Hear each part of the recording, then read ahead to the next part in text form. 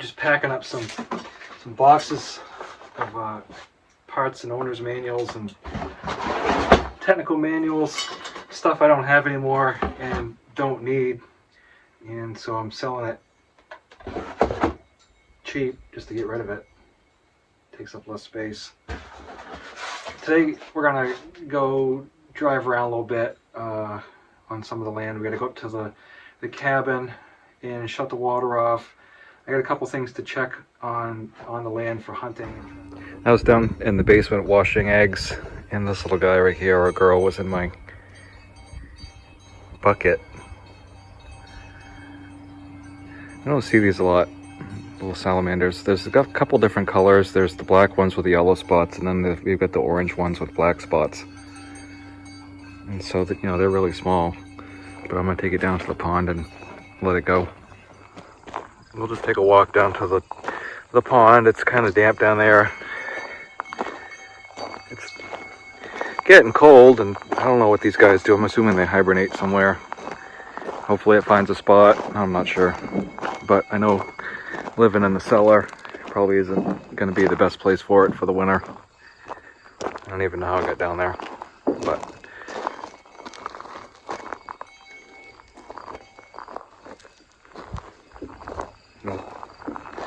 take them down and let them go.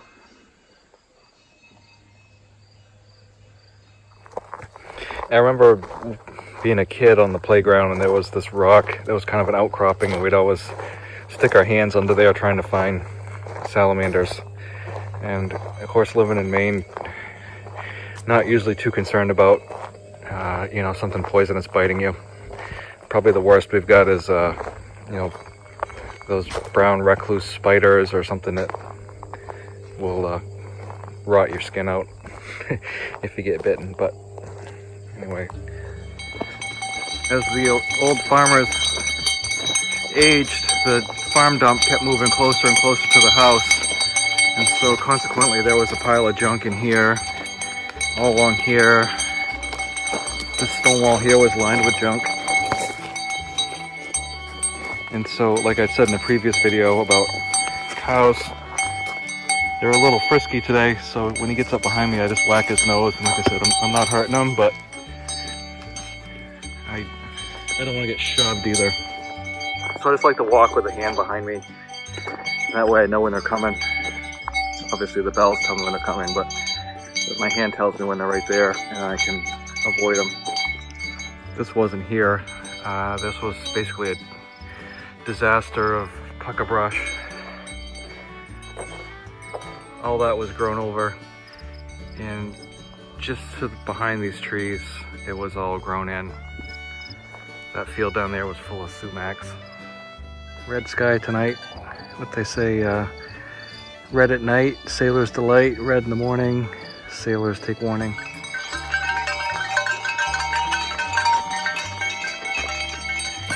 I actually love it this time of year when the cows get their winter fur.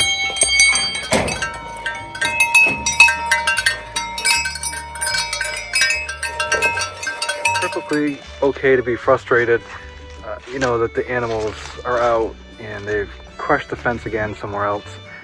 And ultimately, you know, you can't be mad at them. They're just animals doing what comes naturally to them. They've used up all the pasture on this side of the fence, so they want to be on this side of the fence. And the shortest distance between two places is a straight line, and even if that's the fence. So I've got that one spot up there. It basically divides the lawn and the pasture. It's never been a problem, obviously. And I let them out on the lawn to eat it, and now they've decided, oh, the lawn's a great place to be. So I've got the Premier 1 fence, electrified net around the lawn, and that's contained them pretty well. But I gotta go back up and fix the woven wire, which, you know, they just stomped it down. And what I'll do is I'll pull that back up and then run a strand of barbed wire across the top. And I could run electric wire across there too. I just have to jump it in one spot. So for now I'm going to do barbed wire because I don't have a lot of time and I need to make it work. So we're just going to take some barbed wire up there and go string it across the top, and usually that works. You can always ask me questions at the bottom of the video. There's always a place for comments, and I'll do my best to reply to those. I've got some chicken videos in a playlist marked chickens, but it seems like YouTube is absolutely full of chicken fanciers, and there's a plethora of chicken videos about how to raise chicks, how to raise everything you could ever want about chickens. And so I covered a little bit here and there, but I feel like that field's already been plowed for the most part. So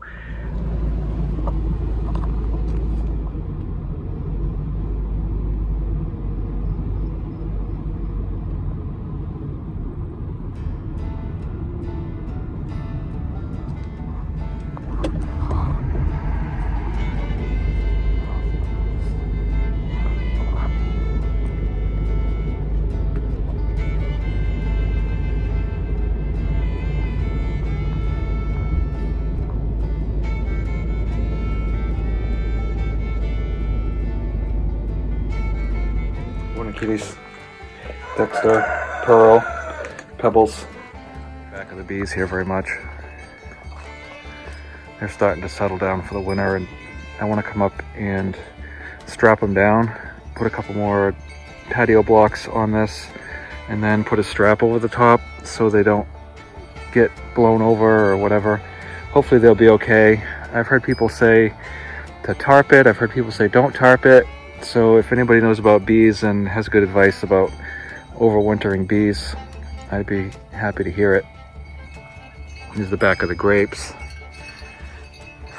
This is just a cattle panel with a small gate so the sheep don't come up here. Ideally, I'd let them out here to graze this, but the bees will get them and they won't be happy. The problem with bees is they leave the stinger in, and they're not like hornets where the stinger gets removed every time they leave the stinger in. So you always want to separate your drive shafts for the winter. That way they don't rust together. Ideally, what you would do is disconnect this right here off the gearbox, set a 5-gallon bucket and a rock over the top of that just to keep the gearbox from the elements.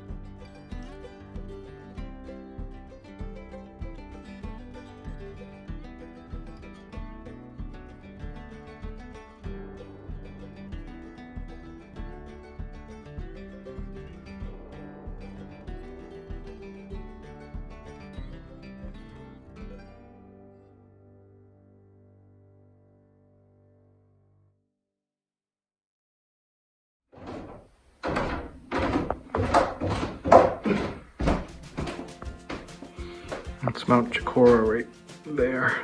Oh yeah, we went up Mount Chikora. That's where the waterfall was. Yeah.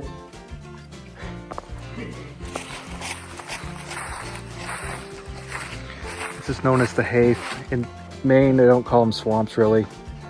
They call it a heath. It's pronounced like heath, or spelled like heath, H-E-A-T-H. It's called a heath.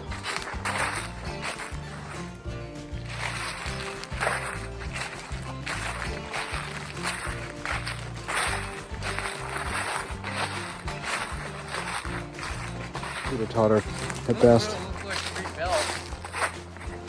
Add something to here. That was there. They fixed it. These are the same. Yeah, still looks the same. This road behind me, we just go up the road a piece, and then there's the fields that I work. And about 10 years ago, right after my dad passed away, and I was still full-time in the military, the chaplain came into my office one day and he closed the door. He'd just gotten back from a tour down at the Air Force Base in Dover, Delaware, where the Air Force does mortuary affairs. And he was doing mortuary affairs, and he came in and told me a lot, a lot of the details about the troops coming back from overseas, mainly Afghanistan and Iraq. And it was interesting to have the chaplain come into my office, close the door, and sit down and just kind of tell me everything. But I was going down this road one time, and I hadn't seen it before, in this road right here. There was this, have you ever seen Behind Enemy Lines with Owen Wilson? And they kind of pan, and there's this angel, and it's flying on one side, and the other side's all blown to crap.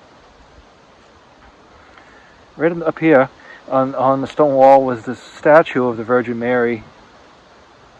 It was weird. It was, it was a 3-foot statue. And when I got up to it, there was no eyes. The eyes were taken out of it. And it really creeped me out. And so it was in a bad time for me before I'd gone to the VA and figured out what the heck was ailing me so much. But I went home and got my backhoe and came down here and buried it and put holy water on it and the whole deal, because I just couldn't live with it. When I was a kid, my dad had made this case for me. It's chock-a-block full of these little tractors now, and I got a box here, and up with the train stuff, I know there's more mixed in, and they just kind of sit here. But Dad made that for me when I think I was about 12 or 13, and I didn't even have it a quarter full. I only had enough to fill up a couple shelves, just in the middle like this. One of my favorite things to do with my kids when they were little was I had, I think, 4-by-8 foot sheets of plywood, and I had Lionel trains. So we would set the farms up. I had all the Ertl farm sets, and the kids, there were 4, so one would be like the mailman, one would be on the fire department, one would be the police, one would like have the meat packing place. It was kind of fun, and I miss that a lot. And so sometimes I just have these toys out, and it just kind of reminds me of when my kids were little. And what's going on, little fella? Hey. They got their winter fuzz on now. There's no food. There's plenty of grass. Go eat that.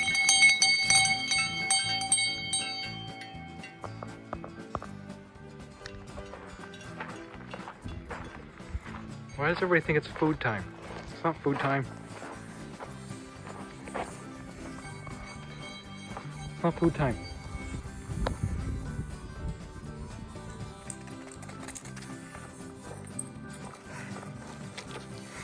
Sit.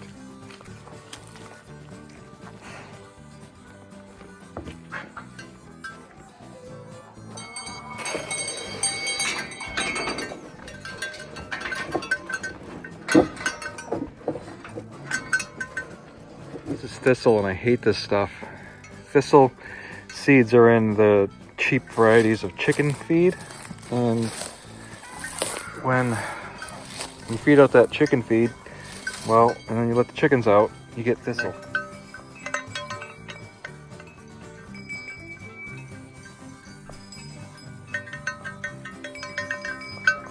Let's go, guys. Come on. Come on.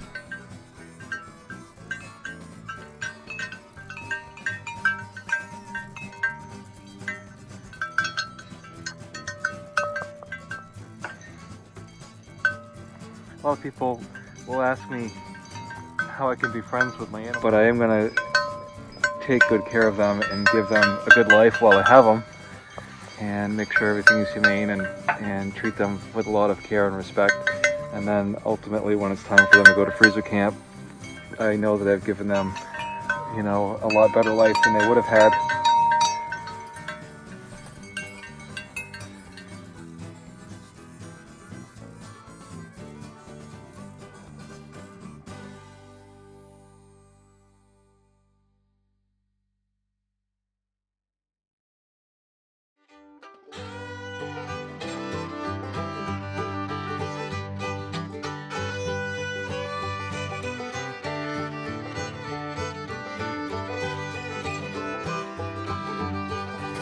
Tie wrap and don't make it tight. Snip it. Integrate the chickens in another flock. And we know which one's a which. There's always controversy about how to carry chickens, but I always carry them like this because they settle. You can carry them like a football with their head in the crook of your arm, but you can carry a bunch this way and it doesn't hurt them. Like this, and so they'll all kind of be together, and then they'll go to bed. And they'll wake up in the morning and they're all together, and they'll kind of sort it out tomorrow. But the easiest way to catch chickens is in the dark when they're settling down. And so the new ones are all banded, the old ones weren't, and that's how I know who's who.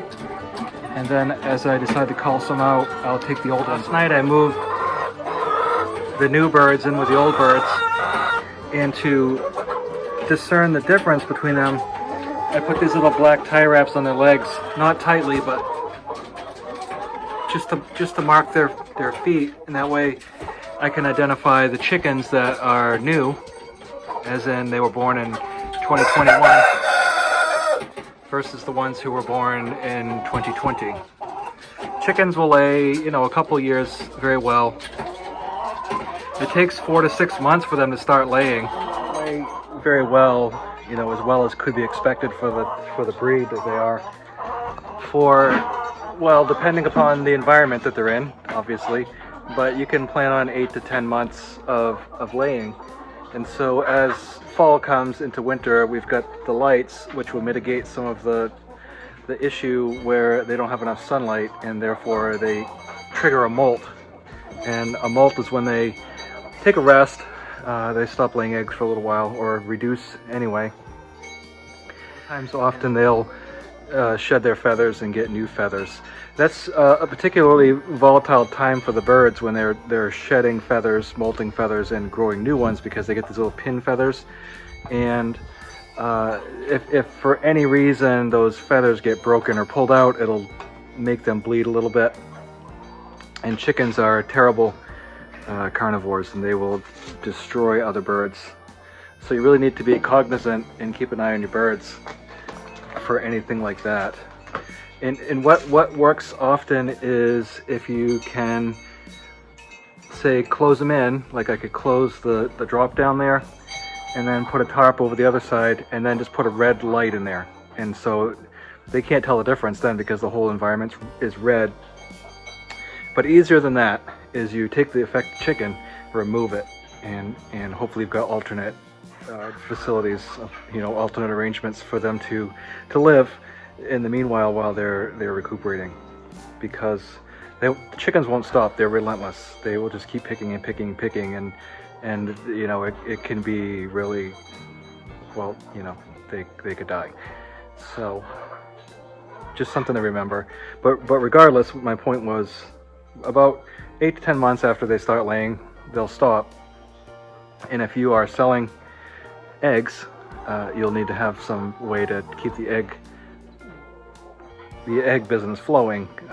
So what we do is every spring we'll order new replacement pullets, and we'll have it figured out about when the previous season's birds are going to molt, and that way the new birds will start laying when the old ones quit. And the most I ever keep birds is 2 years, and they'll lay beyond that, but they aren't going to be as productive, and so the cost of keeping them versus what I get out of them isn't worth it.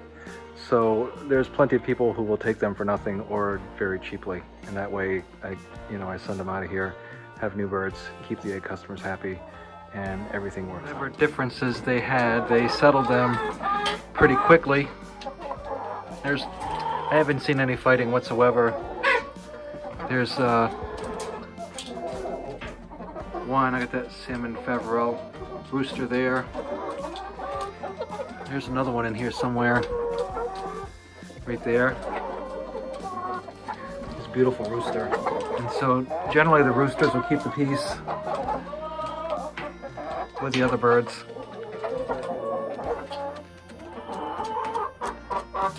They all seem to be pretty happy. So the next thing I got to do out here is put some roosts in, and chickens will lay on the floor at night, but they'd rather not. Go on different web pages and different websites. They'll try to sell you these bands for a ridiculous amount of money. Just go down to your hardware store and buy a little package of like 6-inch tie wraps, and that's all you need. I've had a lot of people tell me to get like an old oil tank, a 275 tank, and set it on a pad, and when the oil truck comes to bring me number 2 for the house, which I don't use very much of, by the way, we burn wood, they could bring diesel at the same time and fill up my bulk tank. The problem is I use too much fuel, and it's really inconvenient to use 5-gallon cans to fill tractors. I hate that these Mahindras, the tank is on the hood, and getting up there with a 5-gallon can is a disaster. So what I use is my pickup. I got this tank here that I bought from like Harbor Freight. I put some diesel stickers on it. That's just being anal retentive from the military. Put it on a pallet, strap it down, and then it's got its own pump, so I'm not getting fuel all over the place. I'm not trying to hold a 5-gallon can up on the hood while I'm fueling up the tractor. So this works pretty well. It holds 35 gallons, and I fill it like twice a year. Are you looking for food? Are you looking for breakfast? So about all I can tell you about salamanders is that they are an amphibian, and I know they like water. And I'm down here by the water, so we'll just put them down right there and let them go. The oldest farm dump is over there. There's a lot of stuff from the 1800s that you can find. There were 2 big pine trees. You can see the stump to one, the other one was right here. This one on the right was dead. And I cut that one out, and everything below that was grown over. You couldn't see this pasture. That was grown over. This field here was grown over well to the left of this tree here.